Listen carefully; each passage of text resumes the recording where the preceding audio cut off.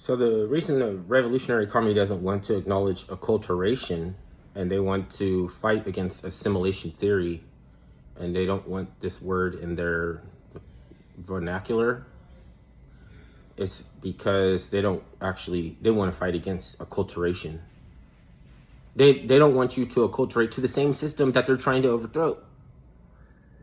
They have a 15-year plan. They're going to start practicing general strikes. They control the unions, every single union. They're practicing right now at Starbucks, teaching people how to throw a strike. And they're going to have general strikes whenever it's opportune that it could do the most harm to the economy. It'll take about 15 years. We're going to slowly boil down to that shit hit the fan. It's not going to hit the fan like a shit and just spray all at once. It's going to slowly, like there's going to be, like it's going to slowly manifest as a shit wall, like a wall of shit. Well, you couldn't see it because it was blowing all the time, and it was just a little bit more, and a little bit more. Conservatives are talking about assimilation all the time because every man is a career. You're not actually going to help. It's just going to boil down to you have a grift or something to sell, you have a product or something, so you're still rage baiting, and you prefer assimilation theory. Revolutionary commies, conservatives, they both only want to discourse about assimilation. They have different reasons for one. Just like they have different definitions for the same terminology and they talk past each other. It's pedantic. The only way that you can snatch defeat from the jaws of victory is just by proving to be so stupid that you didn't even, for the sake of argument, come together on what terminology meant before you debate. That makes it lame. This is like, and then the taboo is acculturation. So debate forum is now fucking offline and it's lame until people break those taboos, and then they can talk about acculturation. But until they want to stop drifting, they won't be interested in. And then revolutionary commies, they don't want their initiates to acculturate because they are trying to overthrow the government.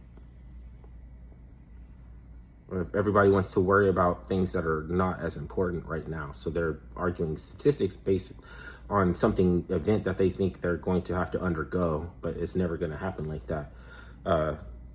Islam, immigration, like China, like all these threats are not as bad as the shadow twin of successful hegemonic power, which is terror, ready to activate itself in a certain amount of time. Then, like, if I'm talking about it now before it happens, nobody's want to listen, but like they want you to predict something in the future, like give me a prediction right now or something like that. Or I could tell you that it's not going to be exactly, but it's going to rhyme with what I'm talking about. Because I can already see that that's the reason why they don't want to discuss acculturation. It's not, I'm not saying I'm against sending illegal immigrants back. I'm for sending illegal immigrants back to where they came from. But I don't want to sell you tea or survival equipment or anything like that. I don't want to sell gold or silver. I don't want to sell nothing right now. So I'm not threatened by combing our, getting our terminology, to interlock like the fronds of the feather. Like you can pull them and they'll close, like you can fix a feather. You can easily fix this ruffled feather, but you don't, like, ruffling my feathers is the actual grift. So if I say like, oh, that's stupid, it's not stupid. It's not stupid. You have to know if it's effectively doing what they're trying to do, and you have to know what they're effectively trying to do.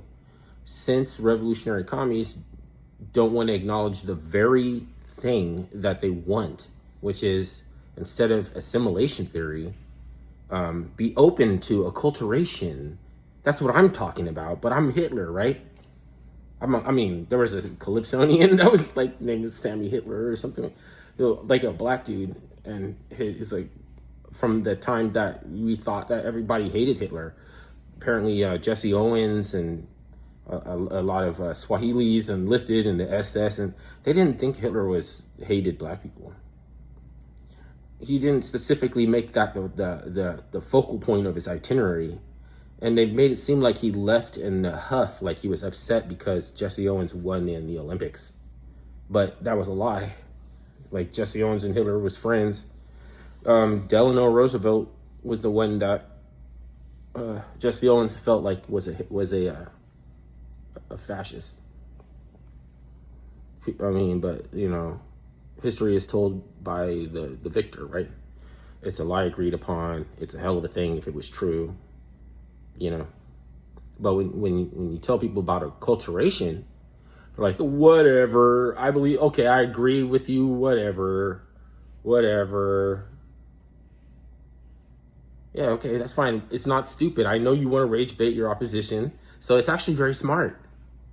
It's like bureaucracy. We're like, I don't need that fucking fire truck to check on this like building because they know that it's full of old people and their oxygen machine, and they're keep setting off the fire alarm with their oxygen machine, and the fire department is right next door.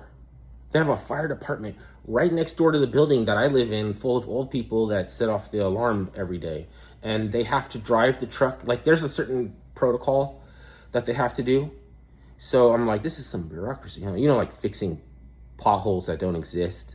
You know, like how, like, if we don't spend this money, they're not going to allot in the next cycle, the next yearly cycle.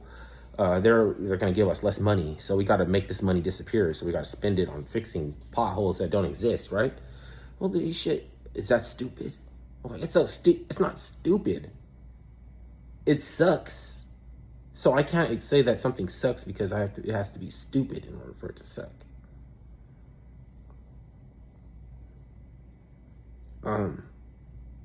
Is that all I had to say? I think so. I'm just gonna practice shutting the fuck up when it's all I had to say. I can make another fucking video.